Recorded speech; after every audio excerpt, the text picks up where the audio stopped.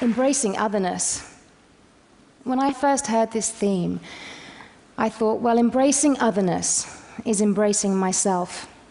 And the journey to that place of understanding and acceptance has been an interesting one for me.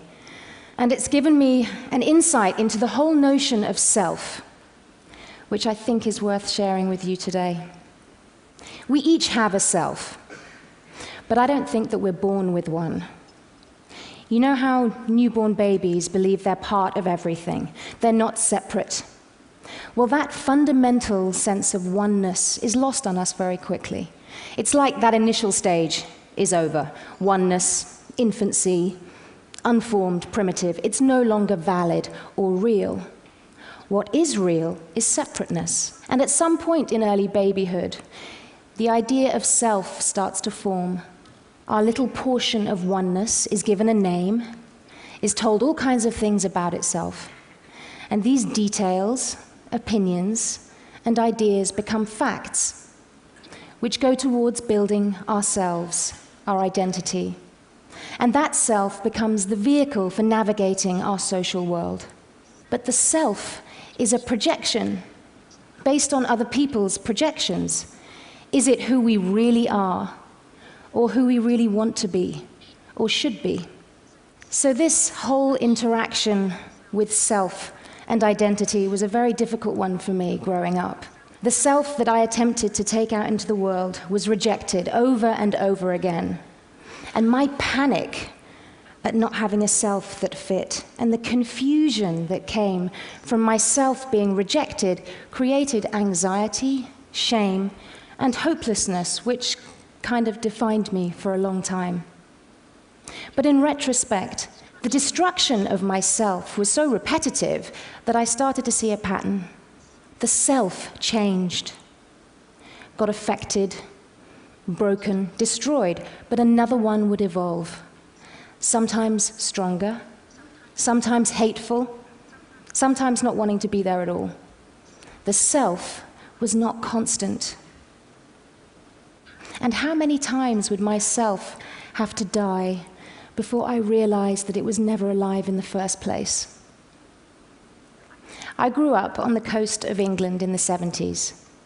My dad is white from Cornwall, and my mum is black from Zimbabwe. Even the idea of us as a family was challenging to most people.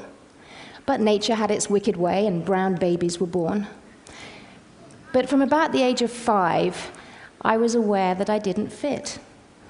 I was the black atheist kid in the all-white Catholic school run by nuns. I was an anomaly. And myself was rooting around for definition, trying to plug in. Because the self likes to fit, to see itself replicated, to belong. That confirms its existence and its importance. And it is important. It has an extremely important function. Without it, we literally can't interface with others. We can't hatch plans and climb that stairway of popularity, of success. But my skin color wasn't right. My hair wasn't right. My history wasn't right.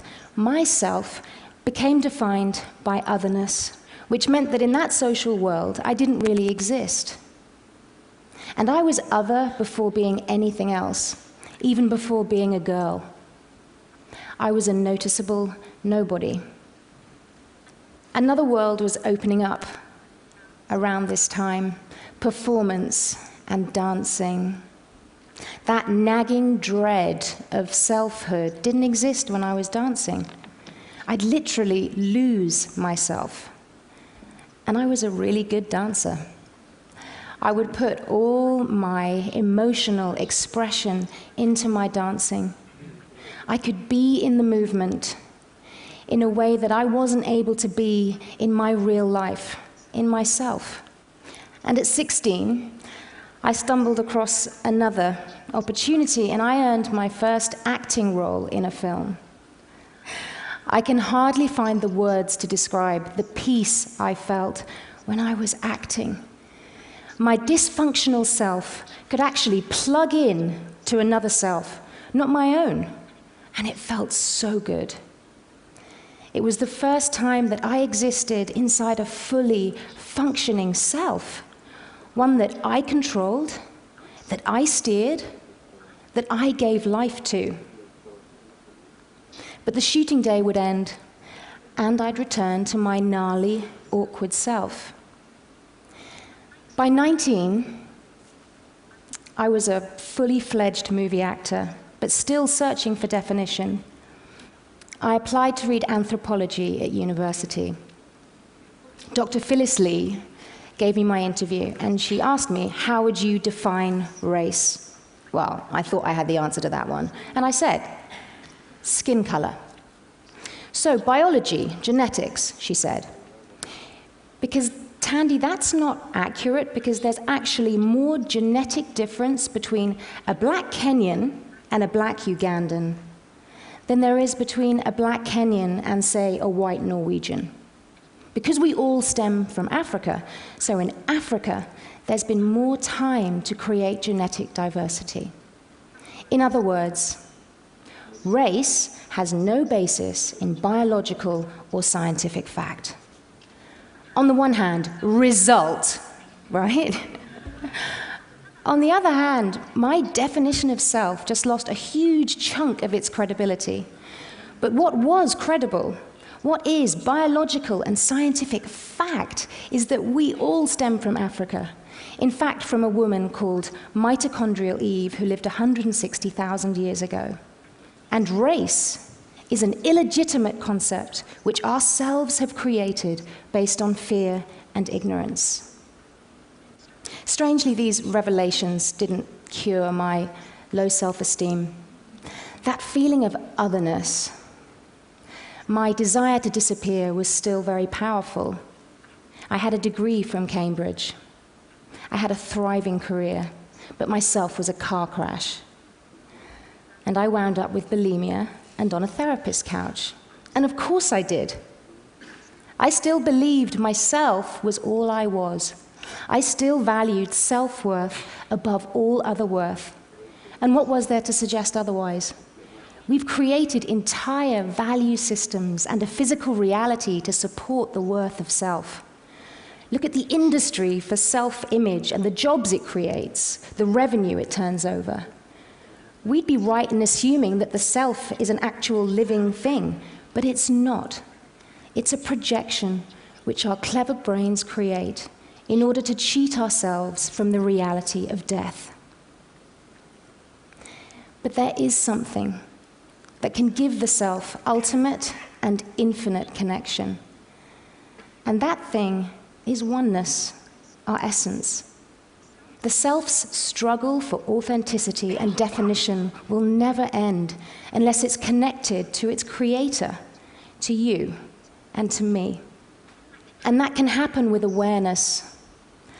Awareness of the reality of oneness and the projection of selfhood. For a start, we can think about all the times when we do lose ourselves. It happens when I dance, when I'm acting. I'm earthed in my essence, and myself is suspended. In those moments, I'm connected to everything.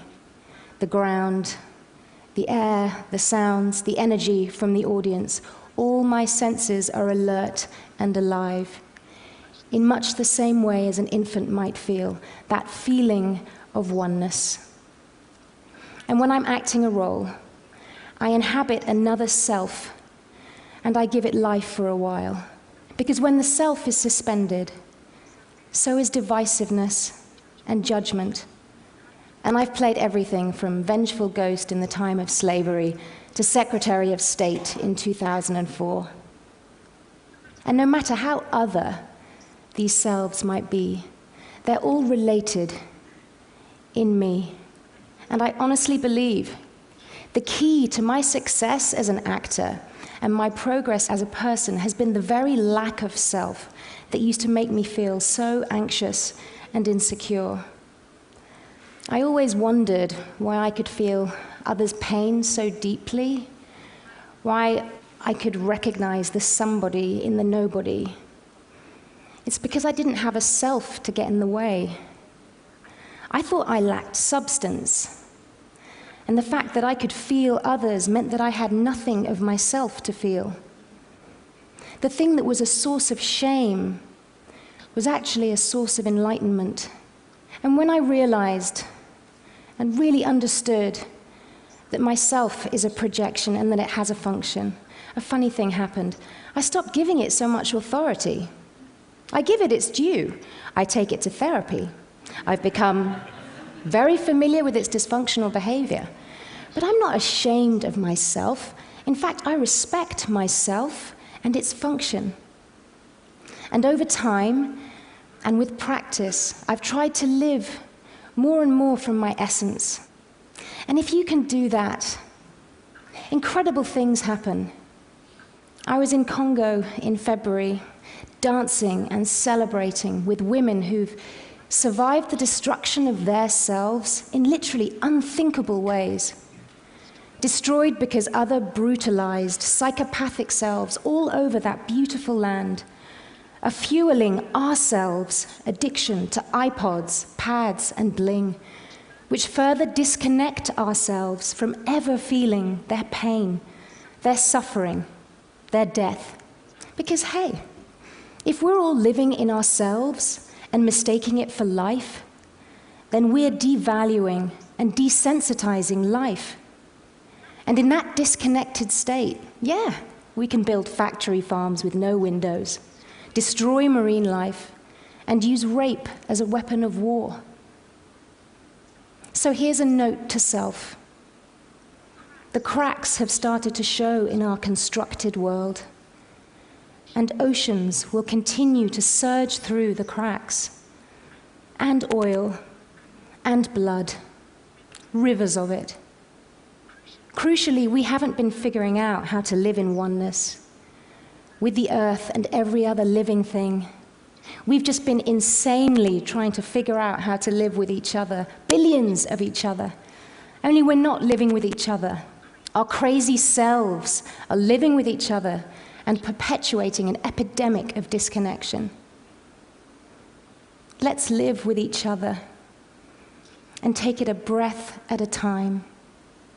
If we can get under that heavy self, light a torch of awareness, and find our essence, our connection to the infinite and every other living thing. We knew it from the day we were born. Let's not be freaked out by our bountiful nothingness. It's more a reality than the ones ourselves have created. Imagine what kind of existence we can have if we honor inevitable death of self, appreciate the privilege of life, and marvel at what comes next. Simple awareness is where it begins. Thank you for listening.